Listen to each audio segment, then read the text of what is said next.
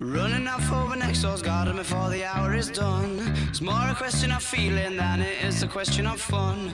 The confidence is the balaclava, I'm sure you'll baffle them good. With the ending reek of salty cheeks and runny makeup alone. Or we'll blood run down the face of a boy bewildered and scorned. When you find yourself in a skirmish, will you wish you'd never been born? You tie yourself to the tracks and there isn't no going back. And it's wrong, wrong, wrong, but we'll do it anyway 'cause we love a bit of trouble. Hola, hola. Bueno, antes que nada, buenas tardes a todos. Gracias por quedarse hasta estas horas. Agradezco primero a Mauro y a la gente de Libro Fútbol por hacernos partícipe de este evento. Personalmente me tocó la suerte de estar en seminarios como F11 en Chile, en SoccerX en Brasil, y la verdad que tomo con mucho agrado y con mucha alegría que en la Argentina, de una vez por todas, tengamos algo que amalgame las distintas patas que trabajamos día a día y que construimos uno de los fútboles más importantes del mundo. Tener este intercambio, poder contar nuestras experiencias, escucharnos los unos a los otros, creo que es totalmente positivo. Personalmente me toca hablar un poco sobre lo que me dedico. Tiene que ver con las herramientas de análisis en fútbol, tecnologías que se aplican al estudio, a la información, a la generación de datos y a colaborar un poco con los distintos entes y los distintos partícipes sumado a lo que pasa en un partido de fútbol y que tiene que ver con que la pelota ingrese al arco o no, ¿no? El estudio previo, el estudio durante los partidos, el estudio post partido, no únicamente para la práctica profesional, entrenadores, cuerpos directivos, etcétera, sino también en la parte usuarios, en la parte fanáticos, que nos permita a nosotros tener más datos, poder interactuar más y sentirnos como algo bien argentino, entrenadores por lo menos por un rato, ¿no?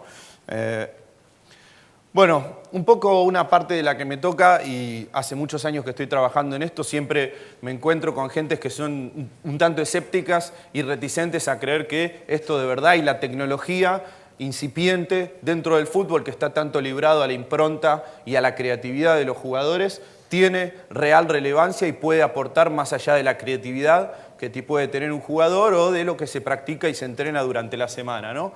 Entonces yo un poco siempre lo que digo es, tratemos de olvidarnos en esta charla de lo que es la tecnología y entendamos que la tecnología produce estadísticas, entre otras cosas. Esas estadísticas consolidadas a través del tiempo forman una tendencia. Yo puedo decir que un jugador por partido dio tantos pases, pero si ese jugador a lo largo de 20, 30 partidos, una temporada, continúa con esas estadísticas, hablemos de 75, 80 pases, hablando de un caso excepcional como es Xavi Hernández del Barcelona, y además tiene una eficiencia del 95, 90%, ya tenemos la información, el último de los pases, de que ese jugador evidentemente por lo menos pasa bien la pelota. Después analizaremos las circunstancias, las zonas y la relevancia de cada una de esas sesiones, pero ese ya es un dato que fue producto de la tecnología, una estadística que a través del tiempo consolidada nos dio una información.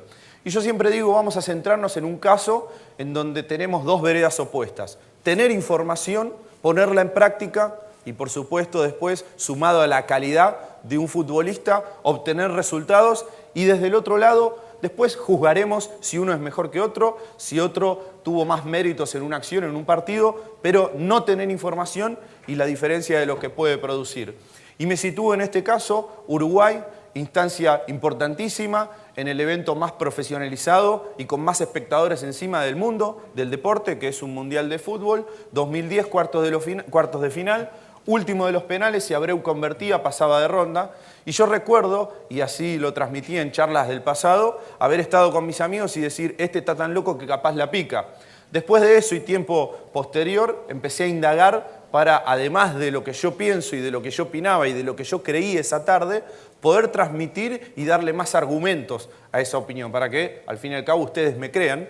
Y fui y di con un video en el cual Abreu, junto a sus compañeros, cuenta una anécdota del momento previo a la ejecución. Así que, por favor, si podemos, pasamos al primero de los videos.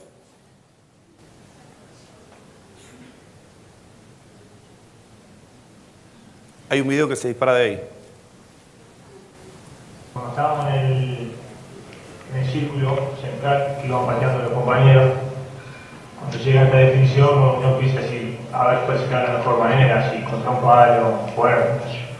Pero como era el quinto, digo, bueno, tengo 4 penales para analizar al arquero cuál es la técnica de él. Entonces, bueno, tenía fusil de mi lado y necesitaba un aliado para lo que uno ya se venía maquinando. El único que podría haber encontrado esto. Las cosas que quiere Dios, a ver si me puso a Puchita al lado y entonces patea el primer penal y le pregunto a Puchi, y tiene Puchi tiene una voz muy cómica, ¿no? Entonces digo, Puchi, ¿se movió el arquero? Sí, lo conseguí. Viene el segundo penal y le pregunto, Puchi, ¿se movió? Sí, lo conseguí.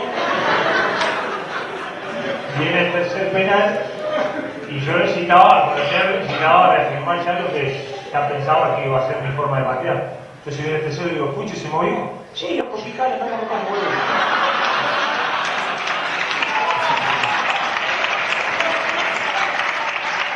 Bueno, ahí un poco de lo que no se pierde al final, un poco que Fuchile le dice, sí, loco, no me rompas más aquellos, pero andá y picala, ¿no? Y después, investigando un poco más, dimos con un audio que tiene que ver con un relato de uno de los principales periodistas uruguayos, breve, que ya le damos play si podemos. El loco Abreu, habitualmente la pica y mire donde saca el corazón. Le va a pegar Abreu, habitualmente la pica, lentamente va a rematar, recibe algo del cuarto de ellos. Anunciaron los últimos dos remates. Ahí se escucha bien que dice el loco habitualmente la pica. Entonces yo lo que digo es, no era solo yo, evidentemente, que pensaba junto a mis amigos, por conocer lo del fútbol argentino y demás, que el loco era capaz de picarla, eran los compañeros quienes también lo sabían y hasta eran los periodistas uruguayos. Entonces yo digo, nosotros en mi casa sabíamos, sus compañeros lo sabían, los periodistas lo sabían.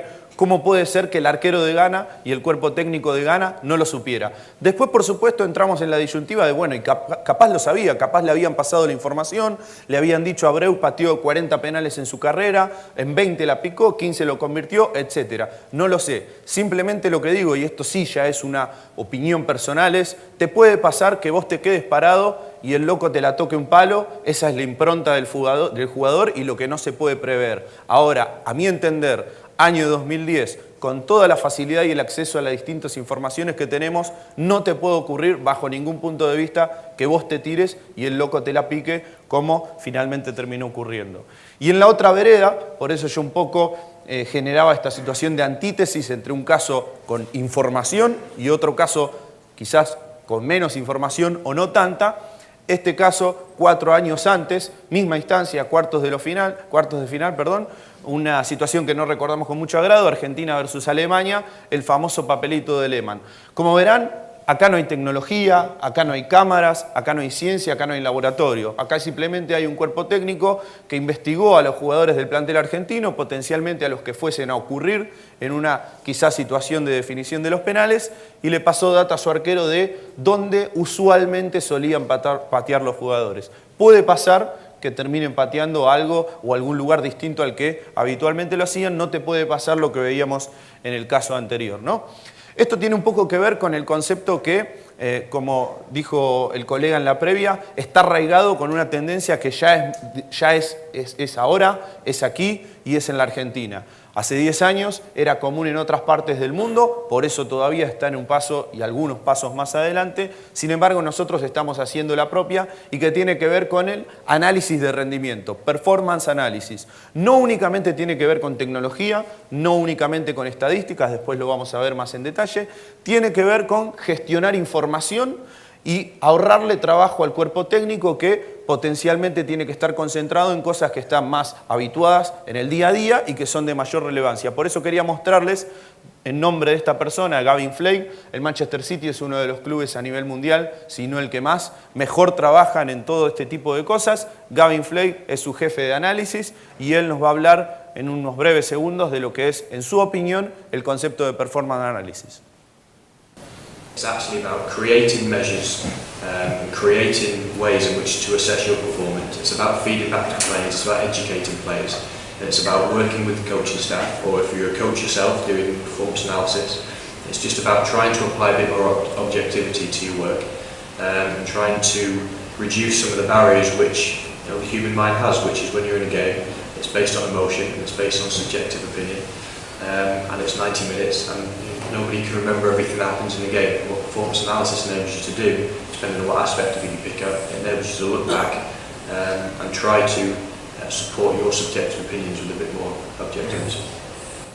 It's actually about creating measures and creating ways in which to assess your performance. It's about feeding back to players, it's about educating players.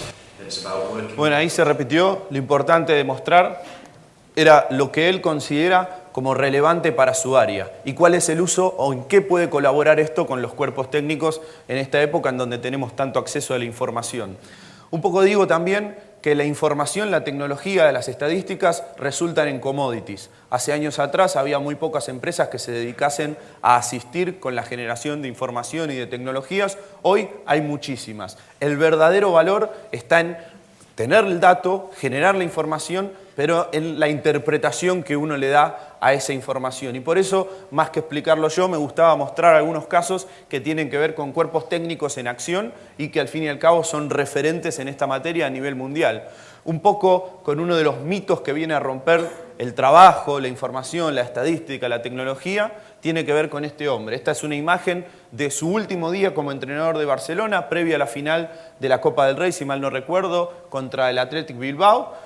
Y el entrenador Guardiola, millones de dólares en el banco, mejor catalogado entrenador a nivel mundial, etcétera, estudiando al rival, inculcándole información y dándole más herramientas a sus jugadores, más allá de lo que todos sabemos que es y que fue en estos últimos años el Barcelona, ¿no? Un poco, y gracias a Mauro también descubrí a través del liderazgo Guardiola uno de los libros de Pep, cómo es su trabajo en el postpartido durante la semana. Matías también, a través de Paradigma Guardiola y de su experiencia personal, lo explicó muy bien a la mañana. Pep trabaja muchísimo en esto y también viene a desmistificar otra cosa, que es los líricos no trabajan demasiado, los líricos dejan todo librado a la impronta del futbolista. No, Guardiola es de las personas que más trabajan. Hay cientos de anécdotas de él haciendo después de hora para llevarlo al trabajo empresarial con Leo Messi, previo al cambio de posición. Seguramente muchos de los acá presentes estuvieron en la exposición que dio Pep hace algunos meses y él comentaba y justificaba cómo había sido el cambio de posición de Messi desde extremo al falso 9. Un poco tiene que ver con el trabajo que hace en solitario y principalmente con sus colaboradores, en este caso en nombre de Carlos Planchart y Domenech Torrent, que aparte, y Matías también no me deja mentir, tal es su importancia que se los terminó llevando a su cuerpo técnico actual en el Bayern Múnich, ¿no? Otro de las figuras a nivel mundial, Mourinho, y estas son extractos de uno de los libros, Los secretos de su éxito, también lo consiguen a través de Mauro, en la que los jugadores comentan experiencias propias. Cristiano Ronaldo habla de que cada vez que él enfrentaba a equipos dirigidos por Mourinho sentía que el rival sabía todo lo que iba a hacer. Después, Cristiano Ronaldo te puede terminar gambeteando lo mismo, pero ahí ya entra a jugar otra parte que es psicológica. Si yo sé que el rival sabe todo de mí, me siento disminuido. Si yo sé que para el rival no soy nadie, que no me conoce y que no sabe qué voy a hacer, me agrando y puedo hacer gala de mis virtudes, ¿no? El otro cuerpo técnico de Mourinho, gusta llamarlo así porque son muchas personas, incluso una anécdota habla de que en su paso por el Real Madrid, al final, en uno de los últimos años, incorporó hasta gente que tiene que ver con el diseño, porque le interesaba brindar herramientas, entregar información como siempre a sus futbolistas, pero aparte quería dar un salto en la calidad y que para el futbolista el formato fuese más agradable. Ese es otro de los problemas y lo saben muy bien los entrenadores presentes. Quizás al jugador no vale la pena abrumarlo con mucha imagen, mucho tiempo, mucha información. Lo que debe hacer, en mi opinión, un cuerpo técnico es amalgamar todo ese dato, todo lo que puede en video, todo lo que puede ser información y filtrarlo, cosa de que al jugador le llegue ese compacto final de 12 minutos, le llegue esa palabra justa o le llegue esa información que sirve para la práctica durante el partido, ¿no? Esto que hablábamos tiene que ver con la importancia de los analistas, más allá de lo que yo puedo decir, de lo que cualquiera de acá puede leer y de la experiencia que podemos tener. Es interesante ver cómo estas personas que partieron siendo analistas, interpretando información, estudiando a los rivales, generando informes, hoy por hoy son referentes a nivel mundial como entrenadores. Ahí se abre un nuevo espectro, una puerta de ingreso, una puerta de profesionalización a todas las áreas que tienen que ver con el alrededor de los entrenadores. Y en mi opinión no hay que tenerle miedo a eso. No por nada en la NBA hay un entrenador que es el cabeza del grupo, pero muchas veces, y lo hemos visto en la final San Antonio Spurs contra Miami Heat, que de repente la charla la daba por momentos Tony Parker o la daba el entrenador de defensa o el entrenador de ofensiva. En el fútbol de repente estamos un tanto más anticuados, bien o mal, pero hay un cabeza de entrenador que por lo general se ocupa de todo. Entonces nosotros lo que intentamos mostrar a través de estos slides es como, por ejemplo, esta persona comenzó siendo el analista de los rivales de Mourinho. Se puede ver en por qué tantas victorias de Mourinho, uno de los scouting que hizo Vilas-Boas, el de la final Porto-Mónaco, y hoy por hoy es uno de los mejores posicionados entrenadores a nivel mundial, entrenador de Chelsea, Porto y actualmente el Tottenham, ¿no? Estas personas que están en pantalla son Tito Vilanova, hasta hace poquito entrenador principal del Barcelona, era la cabeza de análisis de Guardiola, la persona que estaba de repente más tiempo en la sala de video y en interacción con estas personas. Jordi Roura me avala esa nota de la sala de video del banquillo, era quien generaba esas ediciones, luego se convirtió, habiendo sido tan importante y habiendo validado sus credenciales, comenzando con el análisis, en segundo de Vilanova, durante mucho tiempo por el problema de salud de Tito, fue entrenador principal y hoy por hoy son técnicos que tienen mercado y técnicos que están muy bien catalogados, ¿no? Acá lo que me interesaba era extraer una información que fue publicado luego de la exhibición que dio el Bilbao de Bielsa frente al Manchester United en el Trafford y que también viene un poco a desmistificar con otra cuestión, que es que los equipos que mejor juegan no tienen por qué correr tanto y que el correr tanto está asociado a lastimar, a defender, a rasparse, etc. Esos son los equipos que más corren y esto demuestra que no es así. Alex Ferguson, además de la paliza futbolística, no tanto en el marcador, pero sí en el juego, que el Athletic le dio ese día al Manchester United, dijo luego en conferencia de prensa en la semana que a través de la tecnología que ellos tienen montado en el estadio, a través de la información y luego de tener datos de los equipos rivales durante 10 años, habían llegado a la conclusión que el Bilbao de Bielsa fue el conjunto que más corrió visitante en Old Trafford. Ese creo que no es un dato menor y está asociado también con contar con información, contar con datos y que los líricos también pueden correr y los que corren también pueden jugar lindo, ¿no?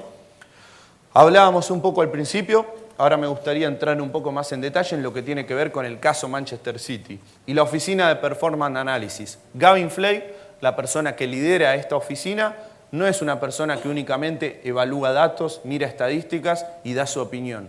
Tienen una oficina que cuenta con un rumbo. Cuando los nuevos dueños del Manchester City adquirieron la institución, la marca, etc., se propusieron hacer un Manchester City más inteligente, comandados por esta oficina. Crearon una oficina que le aplicara cerebro a los problemas del fútbol, que evaluara también cuestiones a través del tiempo. Hay un ejemplo que habla de que cuando Mancini asumió la dirección técnica del Manchester City, él tenía una concepción sobre cómo ejecutar el balón detenido, puntualmente los corners. Le gustaba que los jugadores ejecutasen con la pelota abriéndose, es decir, del lado derecho, del lado izquierdo, un izquierdo. La primera temporada fueron de los 3 equipos, ahora no recuerdo con exactitud, que menos goles convirtieron de córner, ¿no? Hasta que un día la oficina de Gavin Flake tocó la puerta de David Platt, uno de los asistentes de Mancini, y le dijo: mire, profesor, nosotros hemos hecho una evaluación de los últimos 5 años en la Premier League y la mayoría de los goles que se concretan proveniendo de un córner son cuando los ejecutan a pierna cambiada, desde la derecha un zurdo, cerrándose a visión del arquero, y desde la izquierda un derecho, ¿no? Tomaron ese dato, lo empezaron a aplicar y el Manchester City, en el año que fue campeón, fue el equipo que más convirtió de córner. Repito, no es que eso sea la fórmula mágica, no es que eso sea lo que va a hacer ganar, simplemente es información llevada a la práctica, es dato a través del tiempo, es tendencia. También otro de los objetivos que tiene esta oficina, les consultaban en una nota periodística si les preocupaba mucho los actos de indisciplina de Balotelli, de Tevez, etc. Y ellos decían: mirá, nosotros tenemos estudiado que es mucho más preocupante un jugador que toma café que un jugador que toma cerveza, por los condimentos rehidratantes que tiene una y otra sustancia, ¿no? Un poco para colorear y para entender los objetivos de esta oficina. ¿Cómo permitir una mejor adaptación de los nuevos jugadores? Como verán, son puntos que poco tienen que ver con tecnología, poco tienen que ver con estadística.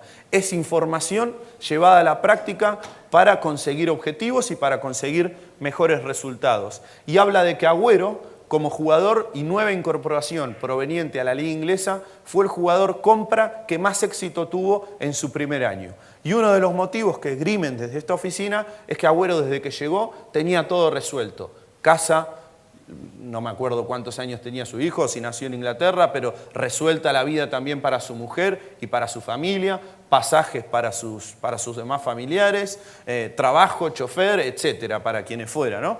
Eso le permitió concentrarse y focalizarse solamente en lo que debía hacer. A las pruebas me remito, los hechos avalan el trabajo de esta oficina. Agüero terminó siendo el jugador con más éxito en su primer año dentro de la Premier League por la cantidad de goles que convirtió, etcétera. Típico de los futbolistas, les gusta que se los compare con otros equipos y con otros jugadores. Acá me gusta empalmar con una anécdota que vivimos junto a Alberto Gutiérrez de Colo Colo, en donde el club incorporó tecnología y comenzó a ver que, a partir de darle de a poquito a los jugadores, los futbolistas mismos iban reclamando cada vez más. Eso tiene que ver con un poco mostrarle el dulce y de repente no ir con toda la batahola de entrada y esperar que el otro también me lo empiece a solicitar. Eso lo vamos a conseguir cuando el jugador vea que los resultados de lo que nosotros le transmitimos realmente terminan ocurriendo.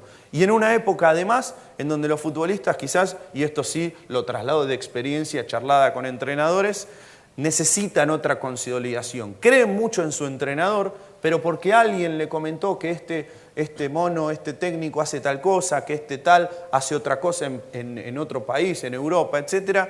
Dice, bueno, pero este me pide que haga esta cosa y me contó tal que en Europa utilizan herramientas, evalúan todo.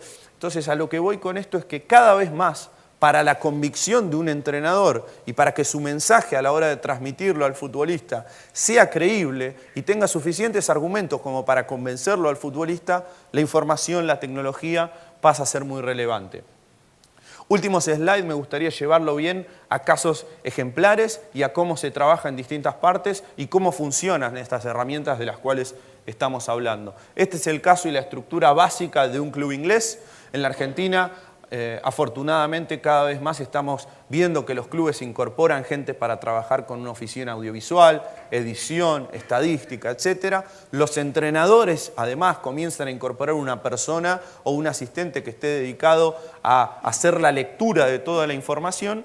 Estamos lejos, a esto vamos, ojalá. Esta es una estructura de un club inglés que cuenta con 4 analistas primer equipo, un jefe y 3 personas que trabajan a raíz de la idea, la línea que él les baja. Fútbol juvenil, porque es importante comenzar a trabajar no inculcando la información, tecnología, nada de eso a los chicos, sino simplemente de repente marcándole sus virtudes a edades menores para que el chico se vea motivado, generándole imágenes y trabajos de los jugadores referentes en sus puestos para que el chico se vea motivado a imitar, a copiar a sus grandes ídolos, a sus grandes figuras. Áreas en las que se trabaja con la tecnología, entrenamiento, evaluaciones de GPS, distintos niveles de información, etc. Análisis del rival, análisis postpartido, reclutamiento de jugadores en conjuntos e instituciones que trabajan a mediano y largo plazo y el trabajo en instancias juveniles enfocado en distintas áreas y con distintos objetivos de acuerdo a las edades, ¿no? La información en un nuevo mundo, esto tiene que ver un poco con lo que nosotros hacemos como empresa y lo que genera la tecnología. Hoy por hoy uno ve una transmisión de un partido y tenemos estadísticas, vemos mapas de calor, gráficos de cuánto está corriendo un jugador, etc. La información trascendió la práctica profesional y también es parte de los usuarios y nosotros la queremos. Hoy por hoy, y les debe pasar a ustedes, estamos viendo un partido en nuestras casas con varios amigos y por momentos están muchos sumidos en su teléfono celular, viendo lo que tuitea en una baldosa, etcétera, y necesitamos más datos. No nos alcanza únicamente con el partido, queremos análisis, queremos datos de color, etcétera. Con lo cual la información también es muy interesante para el usuario. ¿Cómo trabajan las tecnologías? Por lo general se genera la captura de lo que ocurre in situ en el estadio o desde una oficina levantando la transmisión del video. Información y tecnologías que permiten el monitoreo de los partidos en vivo. Información histórica a través del tiempo. Y las distintas áreas de la información, lo que tiene que ver con lo físico, con lo técnico y con lo táctico. Hoy por hoy la tecnología nos permite saber todo lo que hace técnicamente y vinculado al balón un jugador durante un partido, cuántos balones recibe, en qué lugar, proveniente de quién, qué ejecuta después, si remata, etc. Nos permite también tener una matriz de todo lo que hace físicamente, cuánto corre, a qué velocidad, cuántas aceleraciones, cuántas desaceleraciones, etc. Pero también la tecnología nos permite tener un paradigma completo desde el punto de vista táctico. Las animaciones 2 dimensiones y 3 dimensiones nos permiten luego de un partido visualizar qué es lo que ocurrió más allá de lo que nosotros podemos ver con la transmisión. En paralelo, ver el video, pero además de repente, si estamos analizando una situación de ataque de nuestro equipo, poder ver cómo se estaba desempeñando nuestra defensa. Bueno, pero después del partido, en una situación que estábamos abiertos en ataque, etcétera, habían subido los laterales y demás, nos terminan convirtiendo en contragolpe. Ok, ¿cómo podemos hacer para evaluar? ¿Cómo marcábamos en defensa? ¿Cómo marcábamos en ataque? ¿Cómo estaba parado nuestra última línea, los relevos, etcétera? Esta tecnología, estas informaciones colaboran con todo eso, ¿no? Bueno, les agradezco, traté de hacerlo lo más breve posible. La idea un poco de la charla, espero que así lo hayan entendido, es comprender y erradicar el concepto de tecnología como lo trascendente y como lo que viene a dar una opinión diferente a lo que considera un entrenador que tiene muchísima más experiencia y que conoce la impronta del jugador y que le llega al alma, al corazón, etc. La tecnología viene a generar información a través del tiempo y eso es lo que va a ser, contrario a lo que se cree, colaborar con una mejor práctica, poder acentuar las virtudes, corregir los defectos y trabajar con más información, ¿no?